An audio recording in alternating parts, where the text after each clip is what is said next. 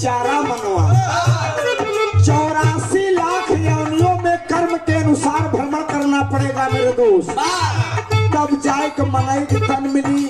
जैसा कर्म करोगे वैसा फल मिलेगा। भाई के आया मानो तनावा बिचारा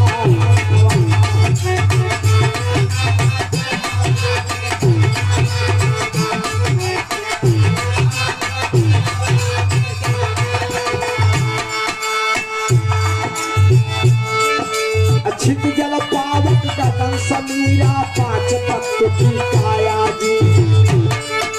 काम क्रोध मद लोभ मोही 5 दुष्मन पाया जी। रंग महल के 10 दरवाजे विधना का जब लगाया जी। सुंदर तनवा पाई के मानव करई तपस्या आया जी।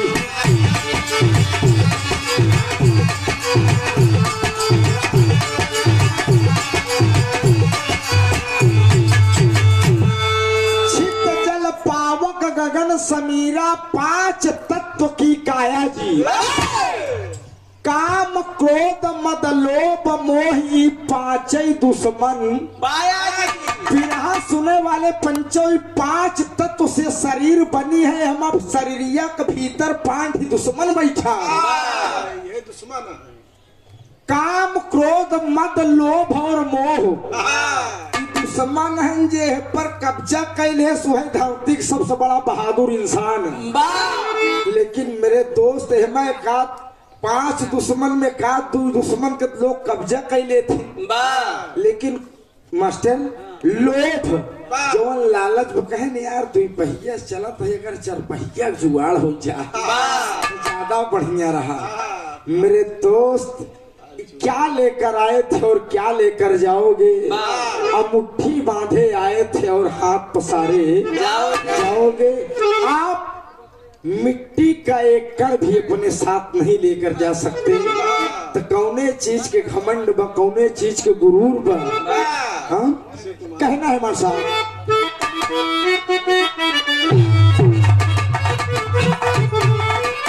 अरे दुर्लभ मानो तन पाना, महिमा वेद पुराण बखाना। 184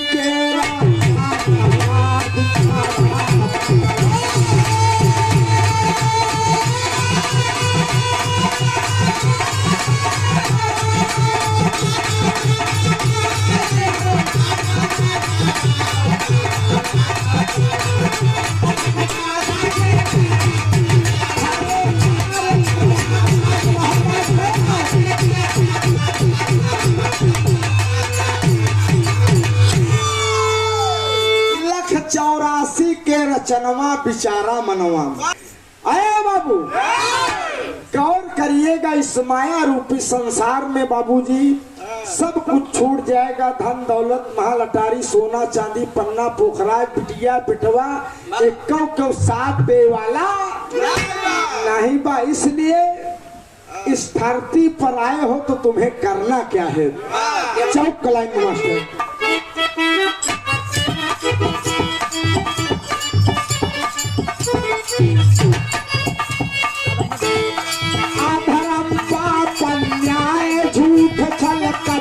कभी भी ना कीजिए,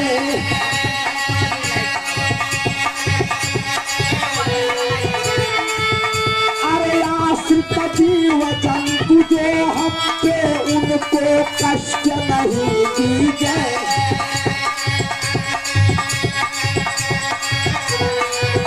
अरे भूखे को भोजन प्यास को पानी भटके को राह दिखा दीजिए।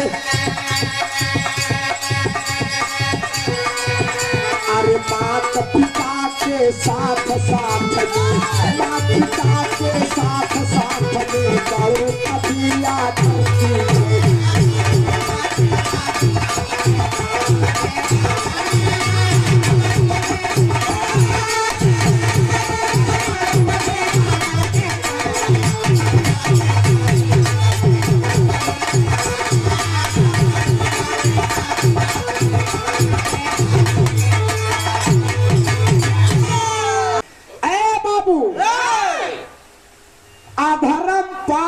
अन्याय झूठ छल कपट कभी भी ना कीजिए। आश्रित जीव जंतु जो हम पे उनको कष्ट नहीं दीजिए। लेकिन बार दुनिया के लोग 9 दिन माई की मूर्ति बैठाए कहन जय माँ दुर्गा जय माँ दुर्गा।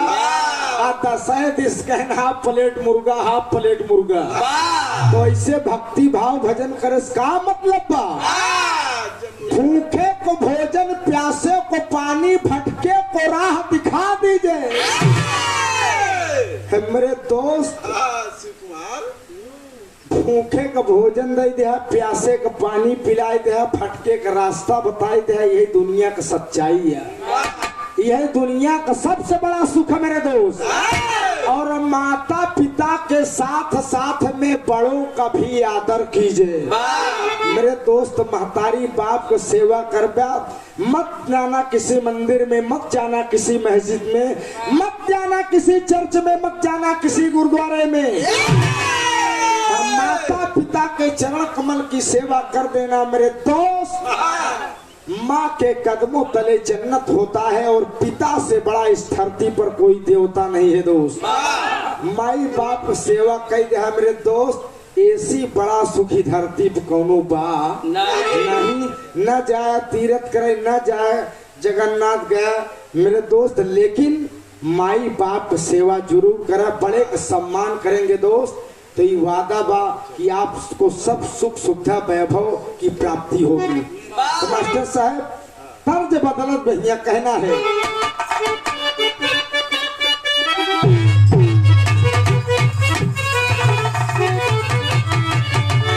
अरे बजरिया से चुनारी, अरे बजरिया से चुनारी, हले आई हवान होगा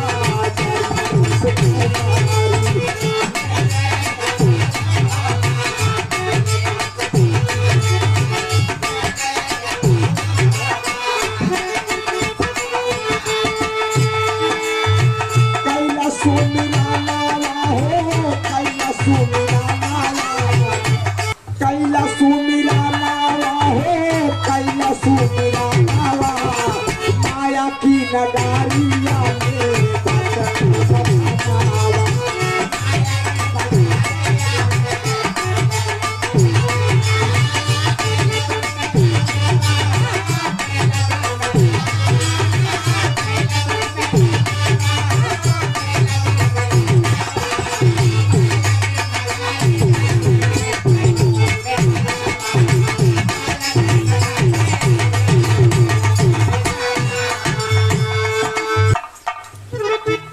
सुमिरा नावा हो, कैला सुमिरा नावा, कैला सुमिरा नावा हो, कैला सुमिरा नावा, माया की नगारिया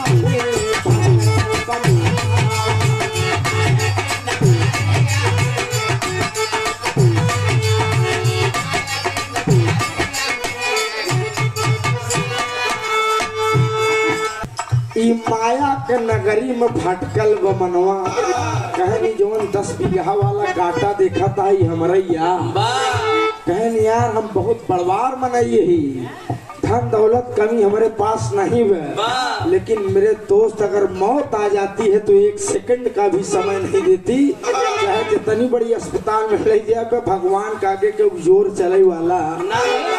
विज्ञान इतना आगे बढ़ चुका है, जान लोग चंद्रमा पर रहे के लिए जमीन खरीदत हैं। कहन यार चंद्रमा पर रहे के लिए जमीन खरीदत, विज्ञान इतना आगे बढ़ गया बसो, लेकिन आज तक कौनो वैज्ञानिक जीवात्मक पता नहीं लगाई पाए मेरे दोस्त। एक बात जान ला, जौने न वैज्ञानिक जीवात्मक पता लगाए नहीं, इंसान इतना होशियार है भगवान के ठेंगे मार दे। हानि लाभ जीवन मरण यश अपयश विधि हाथ, हानि लाभ जीवन मरण यश अपयश भगवान का हाथ है। हम कोनो विज्ञान चले वाला नहीं मेरे दोस्त। पहले बंद में कहना है हमारे साहब,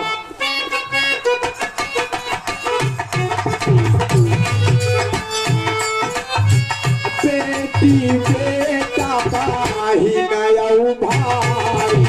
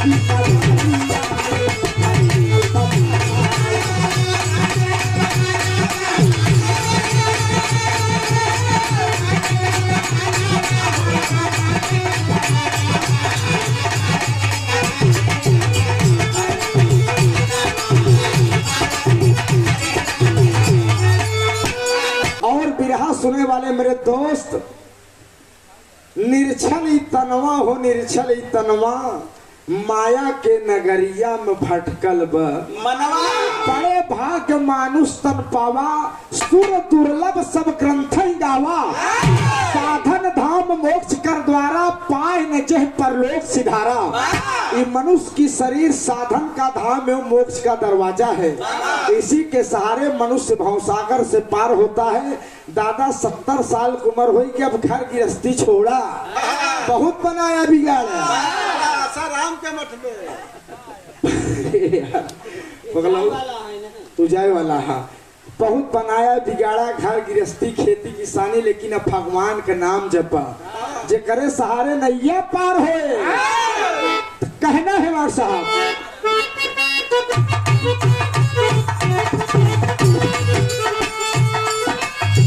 सतनाम चादर से ढाकिला जताना,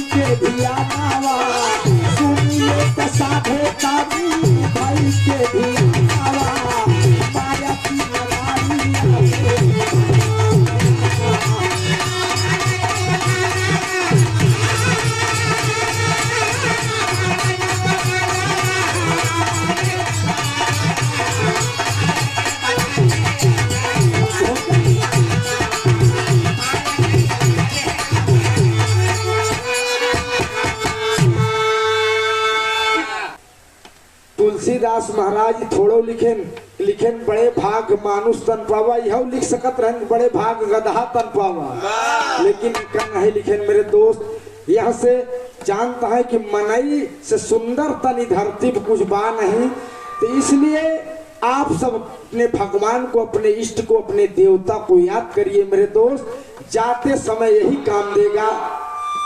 बस यार रिलायंस पकड़त बाटे। हेलो तो मास्टर साहब, ये निर्गुण के प्रस्तुति रहे मेरे दोस्त। अंतिम और आखिरी बंद में कहना है, फिर आप सब सोना से गीत का आनंद में, फिर बारी से आप सब आनंदित होते रहोगे। चला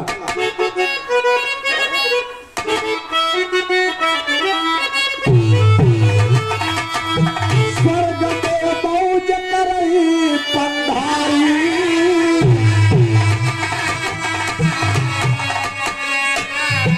कविता फूल चंदनी धारी, तरा के सयाद दाना हमारा बिचारा।